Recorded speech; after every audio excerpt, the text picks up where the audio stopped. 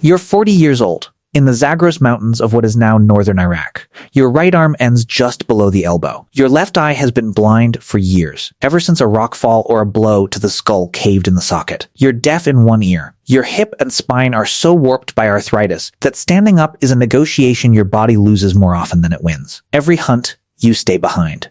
Every winter, you get colder faster than the rest of the group. And somehow, decades after any one of those injuries should have killed you, you are still alive. This isn't a thought experiment. It's a real skeleton, studied for over 60 years, sitting in a research collection with a case number instead of a name. Right now, any one of those injuries would mean surgery, physical therapy, maybe weeks in a hospital bed. You'd get a wheelchair if you needed one, painkillers if the pain got bad, antibiotics the moment a wound turned red or a fever set in. None of that existed for almost all of human history. No clinics, no trained surgeons, no pharmacy shelf lined with orange bottles. So how did prehistoric people survive catastrophic injury, chronic disease, and infection without a single trained doctor, without antibiotics, without anything we'd recognize as a bandage? The evidence is written directly into old bones and old teeth. And it's stranger and far more organized than most people assume. In 1957, Columbia University archaeologist Ralph Selecki excavated Shanidar Cave, high in the Zagros Mountains of Iraqi Kurdistan, and uncovered a Neanderthal skeleton that would become known as Shanidar I. Anthropologist Eric Trinkhaus's analysis, expanded in a 2017 study with Sebastian Villate, published in PLOS I, mapped the damage, a crushing blow that likely blinded his left eye, bone growths in both ear canals, causing significant hearing loss, a right forearm amputated below the elbow, and arthritis in nearly every joint. He lived to somewhere between 35 and 45 years old. For a Neanderthal, that's old age. A blind, partly deaf man with one arm and a limp, in an Ice Age landscape full of cave lions and hyenas. He could not have hunted alone. He almost certainly could not have defended himself alone. Someone hunted for him, for years. When he finally died, researchers believe it wasn't infection or starvation that got him. It was a rockfall inside the cave itself. The injuries that should have killed a lone man in his 20s never got the chance. So, was Shanidar I a fluke, one lucky invalid dragged along by a soft-hearted group? Or is this what actually happened, over and over? Every time someone in the Paleolithic got badly hurt, everyone assumes prehistoric life expectancy was somewhere in the 20s, meaning almost nobody made it to what we'd call middle age. That number is real, but it's dragged down almost entirely by infant and childhood mortality. Anthropologists studying Paleolithic skeletal populations have long noted that adults who survived early childhood regularly lived into their 40s, 50s, even 60s, if their community gave them the chance to heal instead of leaving them behind. In 2012, biochemist Karen Hardy and an international team analyzed calcified dental plaque from 5 Neanderthals at El Cedrón Cave in northern Spain. Inside the plaque of just one of them, an individual labeled Adult 4, they detected chemical traces of yarrow and chamomile, 2 plants with essentially no calories, but well-documented anti-inflammatory and antimicrobial properties.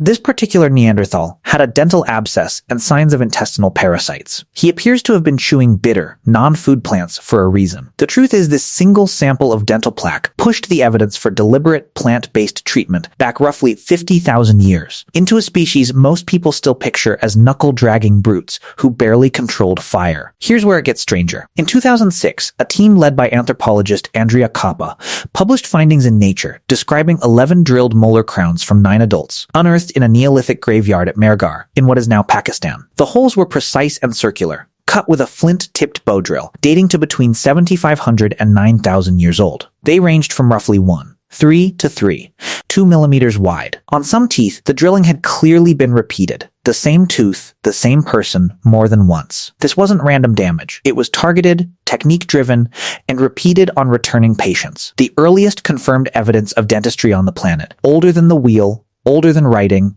older than the pyramids by thousands of years. Everyone pictures prehistoric survival as raw grit, people gritting their teeth through pain because there was nothing else to do. Actually, the physical record says the opposite. Healed amputations, medicated abscesses, repeat dental patients. Someone was diagnosing, someone was treating, someone was following up. In September 1991, hikers in the Stal Alps found a body melting out of the ice. A man who died roughly 5,300 years ago, now known as Tsi. In 1998, pathologist Luigi Capasso, writing in The Lancet, pointed to two pieces of birch fungus Tsi carried threaded on a leather cord, a species now known to contain compounds toxic to intestinal parasites. Tsi's gut, autopsies later confirmed, was loaded with whipworm eggs. Capasso's specific claim that the fungus doubled as an antibiotic was later disputed by other researchers, who argued the pharmacological evidence was thinner than he presented it, a genuine ongoing debate rather than settled fact. But even the skeptics agree the fungus was carried on purpose, and it wasn't for starting fires. Tsi was also tattooed. More than 60 small carbon marks, clustered almost exactly over the joints his own skeleton shows, were arthritic, not decoration. Location: so if you ask what the single greatest survival technology of prehistoric humans actually was, it wasn't the fungus, or the flint drill, or the yarrow leaf. Plants can be replaced. There's always another patch of chamomile over the next ridge. What can't be replaced is a group of people willing to carry a blind, one-armed man for a decade. Every piece of evidence here, the healed amputation, the medicated abscess, the repeat dental patient, points to the same underlying fact. Someone had to remember which plant worked. Someone had to hold the jaw steady during the drilling. Someone had to share meat with a person who could give nothing back in return. No hospital chart. No medical degree, no script to follow except memory and care, and whatever had worked the last time someone got hurt this badly. The medicine was never really in the plant. It was in the person willing to administer it, day after day, for years, with no guaranteed return. Picture him again, the man in the Zagros Mountains, one arm gone, one eye dark, walking on joints that had turned to gravel. By the cold logic of survival of the fittest, he should have died alone in his 20s. Instead, he lived decades past the injury that should have ended him, because the people around him decided his life was still worth the cost of keeping him alive. There was no hospital, no insurance card, no pharmacy on the corner. There was only a small, hungry group of people who could have left him behind, and didn't. Prehistoric medicine, in the end, was never really the plant, or the drill, or the fungus on the cord. It was that someone stayed.